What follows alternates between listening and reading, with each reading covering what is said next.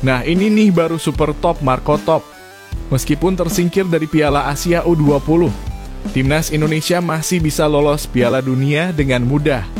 Loh kok bisa? Begini fakta mengejutkannya. Nah ini nih yang ditunggu-tunggu fans Garuda. Akhirnya Indra Syafri mau tanggung jawab penuh atas tersingkirnya Timnas Indonesia U20. Apakah ia akan mengundurkan diri jadi pelatih? Begini info menariknya. Waduh, bisa gawat ini. FIFA larang 7 pemain Timnas Indonesia saat lawan Bahrain. Kira-kira kenapa ya? Asnawi Mangkualam tiba-tiba temui mantan asisten pelatih Timnas Indonesia di Korea Selatan.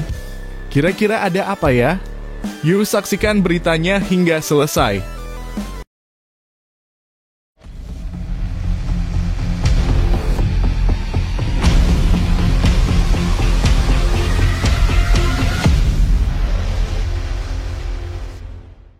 Mohon subscribe channel Timnasku Indonesia agar tidak ketinggalan informasi Timnas Indonesia.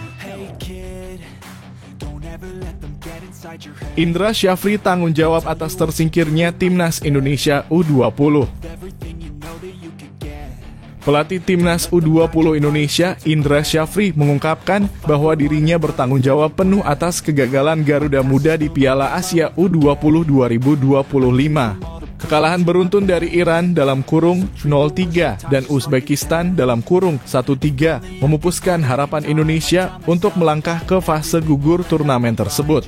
Kami mengalami 2 kekalahan yang tentunya tidak diharapkan. Saya bertanggung jawab penuh atas hasil ini. Namun saya mengapresiasi perjuangan para pemain yang sudah bekerja keras di lapangan, ujar Indra dalam pernyataannya pada Selasa 18 Februari 2025. Meski sudah tersingkir, Indra menegaskan bahwa tim akan tetap memberikan yang terbaik pada laga terakhir menghadapi Yaman, Rabu 19 Februari. Pertandingan ini akan menentukan posisi akhir Timnas U20 di grup C, yang saat ini menempati peringkat ketiga. Namun pernyataan Indra tentang tanggung jawab penuh memunculkan banyak spekulasi. Hingga kini belum ada kejelasan apa langkah konkret yang akan ia ambil. Apakah ia berencana mundur dari posisinya sebagai pelatih? Atau akan ada langkah ekstrem seperti bersedia tidak menerima gaji sampai membawa Timnas U20 lolos ke Piala Dunia? Banyak pihak merasa bahwa pelatih berpengalaman seperti Indra memiliki kemampuan untuk membawa perubahan positif ke depannya. Namun ada pula suara-suara yang menuntut perombakan besar dalam tim pelatih demi hasil yang lebih baik di masa depan. Turnamen ini meski mengecewakan juga disebut oleh Indra sebagai ajang pembelajaran berharga bagi para pemain. Turnamen ini memberikan banyak pelajaran dan pengalaman bagi para pemain muda. Mereka bisa memetik inovasi baru dan memperbaiki diri untuk kompetisi yang akan datang, jelas Indra. Kegagalan di Piala Asia U20 ini jelas menyakitkan bagi seluruh pecinta sepak bola Indonesia. Namun, perjalanan Timnas U20 belum sepenuhnya berakhir. Pertandingan melawan Yaman masih bisa menjadi kesempatan terakhir untuk menunjukkan kebanggaan dan kemampuan sejati Garuda Muda. Bagaimana pendapat Anda? Apakah Indra Syafri harus mundur atau diberi kesempatan kedua untuk membangun kembali Timnas U20? Apakah ada solusi lain yang lebih bijak untuk kemajuan sepak bola muda Indonesia? Yuk, tulis pendapatmu di kolom komentar.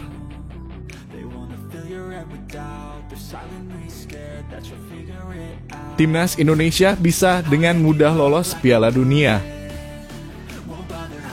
Harapan besar kembali membuncah untuk Timnas Indonesia, yang kini diprediksi bisa melenggang dengan mudah ke Piala Dunia 2026.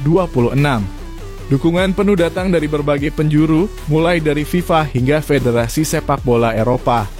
Hubungan dekat Ketua Umum PSSI Erick Thohir dengan Presiden FIFA Gianni Infantino disebut menjadi salah satu faktor kunci di balik optimisme ini. FIFA tidak hanya memberikan dukungan simbolis, tetapi juga membuktikannya dengan membuka kantor perwakilan di Jakarta dan berencana membangun pusat latihan berstandar internasional di Ibu Kota Nusantara dalam kurung IKN. Ini menunjukkan komitmen mereka terhadap pengembangan sepak bola Indonesia secara berkelanjutan. Dukungan juga mengalir dari Federasi Eropa, terutama KNVB dalam kurung Belanda. Kolaborasi ini memperlancar arus pemain diaspora Belanda untuk bergabung dengan timnas Indonesia. Beberapa pemain Indonesia kini bahkan berkarier di klub Eropa, mendapatkan pengalaman berharga di liga yang kompetitif. Negara-negara seperti Jerman dan Inggris juga turut menyatakan minat membantu pengembangan Liga 1 demi menciptakan kompetisi domestik yang lebih berkualitas. Yang paling menyita perhatian tentu saja kehadiran pelatih baru timnas Indonesia, Patrick Kluivert. Sosok legendaris Belanda dengan segudang pengalaman ini membawa filosofi total football ke skuad Garuda. Dengan dukungan dari staf pelatih Eropa seperti Alex Pastoor dan Denny Lanzaat, suasana latihan timnas kini penuh nuansa Eropa. Sentuhan taktik yang modern dan disiplin tinggi diharapkan mampu mengubah pola permainan Garuda menjadi lebih agresif dan terorganisir. Tidak hanya itu, PSSI juga menggandeng Federasi Sepak Bola Jepang untuk meningkatkan kualitas pelatih usia muda dan wasit. Langkah ini diambil untuk membangun fondasi sepak bola yang lebih kokoh dan berdaya saing internasional dalam jangka panjang. 4 laga sisa kualifikasi Piala Dunia 2026 menjadi penentu langkah Indonesia. Namun dengan dukungan besar dari FIFA, kolaborasi lintas federasi, dan kehadiran pemain-pemain diaspora berpengalaman, banyak yang meyakini Indonesia memiliki peluang besar untuk lolos. Proyek besar yang dijalankan PSSI menunjukkan bahwa Indonesia tidak hanya mengandalkan semangat nasionalisme, tetapi juga menyusun strategi yang matang dan melibatkan banyak pihak. Jika semua sinergi ini berjalan dengan baik, mimpi melihat Garuda beraksi di panggung Piala Dunia 2026 bukan lagi sekadar angan-angan. Bagaimana menurut kamu?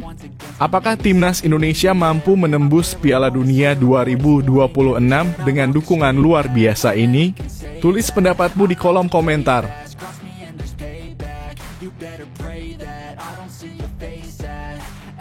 Negara ASEAN gagal total di Piala Asia U20. Kegagalan timnas Indonesia dan Thailand di Piala Asia U20 2025 menjadi sorotan utama, terutama setelah kedua tim tersebut harus tersingkir lebih awal di fase grup. Kekalahan ini langsung menuai kritik tajam dari berbagai pihak, termasuk media Vietnam seperti Tet Hao 247.vn. Media tersebut secara terbuka menilai bahwa Indonesia dan Thailand belum mampu menandingi prestasi Vietnam U20 yang berhasil mencapai peringkat keempat pada Piala Asia 2017. Menurut laporan Tet Hao 247.vn, Indonesia dan Thailand langsung tersingkir hanya dalam 2 pertandingan pertama di fase grup setelah mengalami 2 kekalahan beruntun. Dengan hasil ini, peluang kedua negara untuk lolos ke Piala Dunia U20 2025 pun tertutup rapat. Jika melihat sejarah, hanya 3 negara Asia Tenggara yang pernah lolos ke Piala Dunia U20 Indonesia pada 1979, Myanmar pada 2015, dan Vietnam pada 2017. Namun, sejak turnamen ini berubah nama dari FIFA World Youth Championship menjadi Piala Dunia U20 pada 2008, hanya Vietnam dan Myanmar yang berhasil meraih tiket ke ajang tersebut. Keikutsertaan Indonesia di FIFA World Youth Championship pada 1979 sendiri lebih karena menggantikan beberapa negara yang berhalangan hadir, seperti Irak, Kuwait, dan Korea Utara.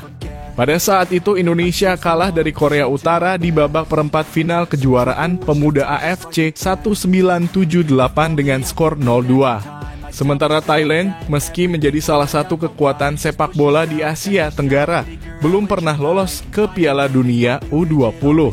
Prestasi terbaik mereka di turnamen AFC U19 atau U20 hanya mencapai babak perempat final dengan sebagian besar turnamen berakhir di fase grup.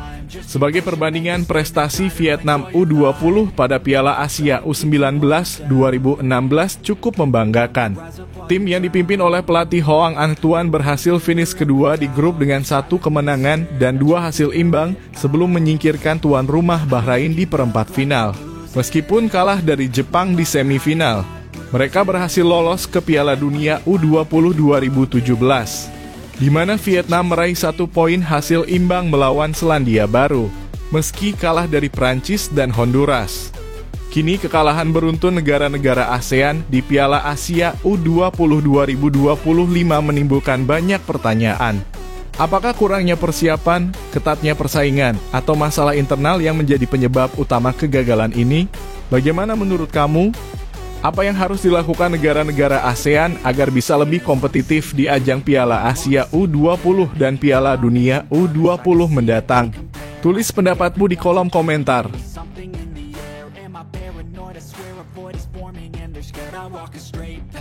FIFA larang 7 pemain timnas Indonesia tampil di pertandingan lawan Bahrain. Timnas Indonesia sedang bersiap menghadapi laga-laga krusial dalam putaran ketiga kualifikasi Piala Dunia 2026 zona Asia. 2 pertandingan penting sudah menanti melawan Australia di Sydney Football Stadium pada 20 Maret 2025 dan Bahrain di Stadion Utama Gelora Bung Karno 5 hari kemudian. Namun, kabar kurang menyenangkan datang bagi tim Merah Putih. 7 pemain inti timnas Indonesia bisa dilarang tampil melawan Bahrain jika mereka mendapatkan kartu kuning tambahan saat melawan Australia. FIFA memiliki aturan tegas terkait akumulasi kartu kuning yang dapat membuat pemain absen di laga berikutnya. Saat ini 2 pemain sudah dipastikan tidak bisa turun melawan Australia, Ragnar Oratmangun dan Justin Hubner. Ragnar terkena hukuman akumulasi kartu kuning, sementara Justin harus absen karena kartu merah yang diterima dalam laga melawan Arab Saudi pada November 2024. Kondisi ini tentu menjadi ujian berat bagi pelatih baru, Patrick Kluivert, yang baru saja menggantikan Shin Tae-yong. Yang lebih mencemaskan, 7 pemain lainnya berpotensi absen melawan Bahrain jika mereka kembali menerima kartu kuning saat menghadapi Australia. Nama-nama tersebut adalah Maarten Paes, Jay Itzes, Calvin Verdonk, Muhammad Ferrari, Ivar Jenner, Nathan Chuaon, dan Marcelino Ferdinand. Maarten Paes sudah menerima kartu kuning saat melawan Arab Saudi, sementara Kapten Jay Itzes mendapatkannya ketika Indonesia kalah 1-2 dari Cina. Calvin Verdonk juga dalam ancaman absen setelah mendapat kartu kuning dalam pertemuan pertama melawan Arab Saudi. Muhammad Ferrari dan Nathan Chuaon juga terancam masing-masing karena kartu kuning yang diterima dalam laga melawan Arab Saudi dan Bahrain. Ivar Jenner yang sudah mengoleksi 3 kartu kuning menjadi pemain yang paling berisiko terkena larangan bermain. Sementara Marcelino Ferdinand juga berpotensi absen karena kartu kuning yang ia dapat saat menghadapi Bahrain. Dengan situasi seperti ini, para pemain timnas Indonesia harus ekstra waspada saat melawan Australia. Kehilangan 7 pemain inti sekaligus tentu akan menjadi pukulan berat saat menghadapi Bahrain di kandang sendiri. Bagaimana pendapat kalian tentang situasi ini? Apakah timnas Indonesia bisa tetap kompetitif dengan kondisi ini? Tulis pendapat kalian di kolom komentar dan jangan ragu untuk memberikan dukungan kepada tim Garuda.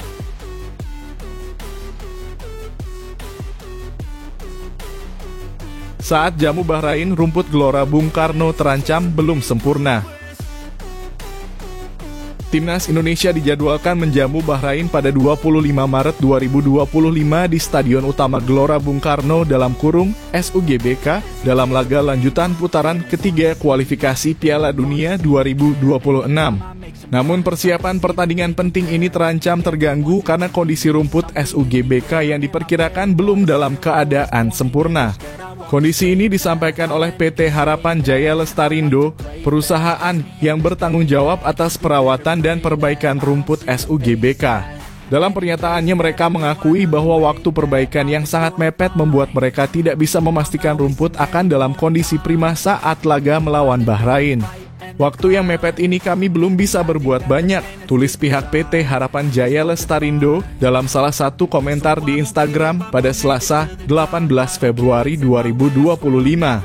SUGBK sendiri adalah stadion berkapasitas sekitar 78.000 penonton dan menjadi kandang kebanggaan timnas Indonesia.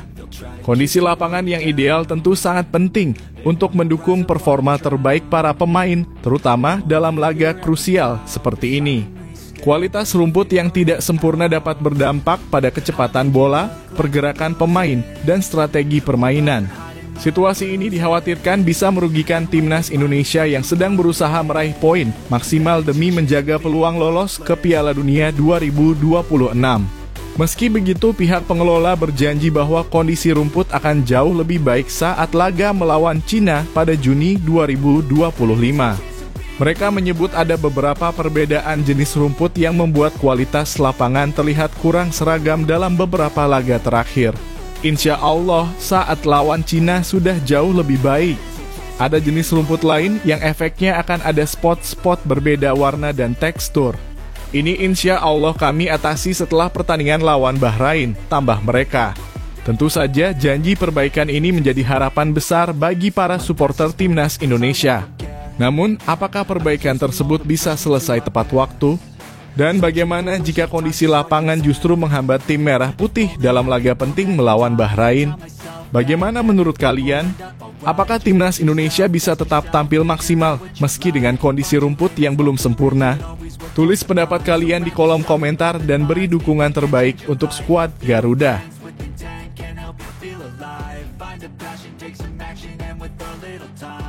Aroma lolos Piala Dunia 2026 mulai tercium. Timnas Indonesia kini mulai mencium aroma Piala Dunia 2026.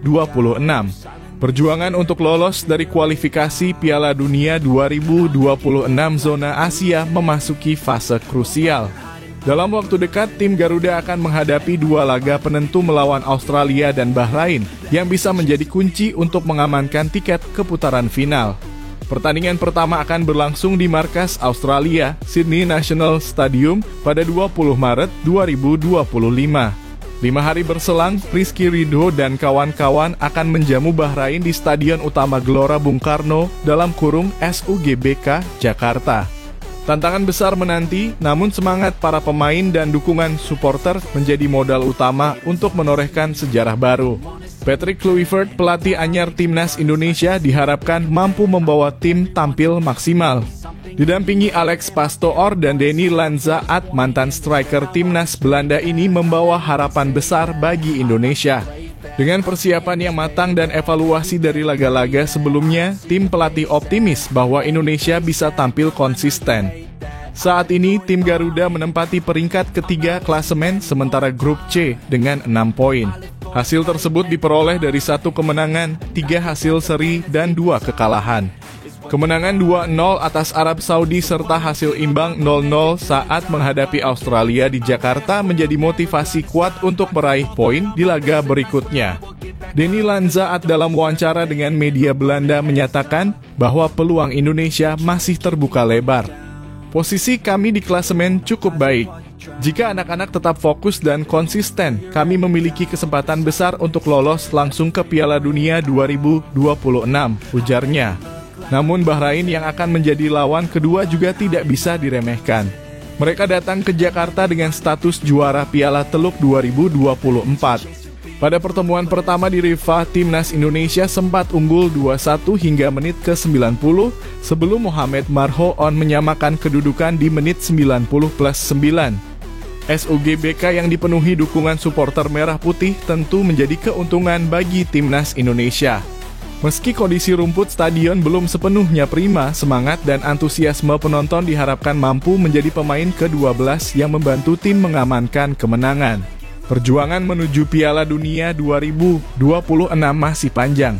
Dengan 4 laga tersisa termasuk menghadapi Cina dan Jepang pada Juni mendatang, setiap pertandingan akan menjadi final bagi tim Garuda. Kemenangan di laga melawan Australia dan Bahrain bisa menjadi langkah besar menuju impian bermain di panggung dunia. Bagi para pendukung, dukungan penuh sangat dibutuhkan. Jangan ragu untuk menyuarakan pendapat dan memberikan dukungan lewat kolom komentar. Bagaimana prediksi Anda untuk laga-laga krusial ini? Berikan dukungan terbaik Anda untuk timnas Indonesia.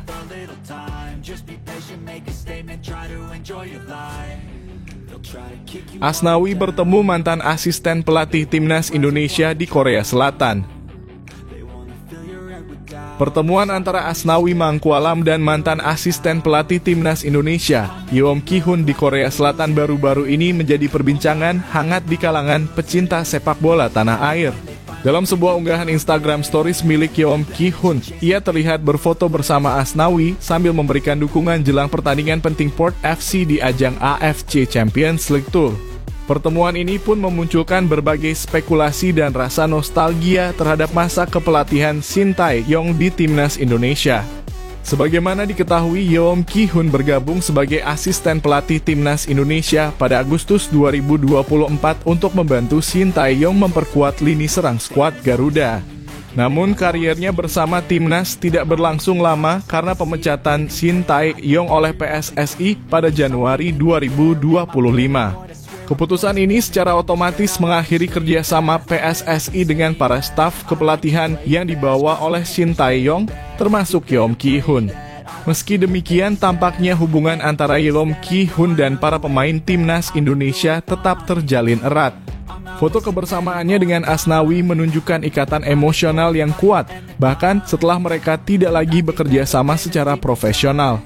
Sebelumnya, Yeom juga beberapa kali memberikan dukungan kepada pemain-pemain Timnas seperti Ramadan Sananta, Hoki Caraka, dan Dimas Derajat setiap kali mereka mencetak gol, baik di klub maupun Timnas.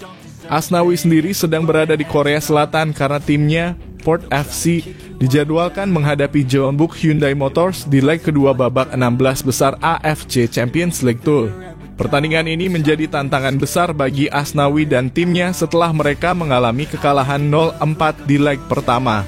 Di tengah persiapan menghadapi laga krusial tersebut, Asnawi menyempatkan diri bertemu dengan Yeom Ki-hun. Dalam momen tersebut, Yeom memberikan semangat kepada Asnawi dengan pesan singkat namun penuh arti, "Good luck Asnawi." Pertemuan ini mungkin menyiratkan bahwa para pemain Timnas Indonesia masih merasakan kehilangan sosok Shin Tae-yong dan tim kepelatihannya.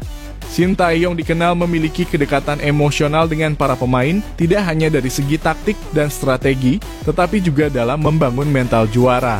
Kehilangan Shin bisa saja menyisakan kerinduan yang mendalam, baik bagi pemain maupun para penggemar yang merasakan perubahan besar dalam skuad Garuda. Bagaimana menurut kalian? Apakah Asnawi dan pemain Timnas lainnya masih merasa tak rela ditinggalkan oleh Shin Tae-yong? Atau justru pertemuan ini menjadi tanda bahwa hubungan baik antar mantan pelatih dan pemain tetap terjaga terlepas dari keputusan yang dibuat oleh PSSI? Yuk, tulis pendapat kalian di kolom komentar.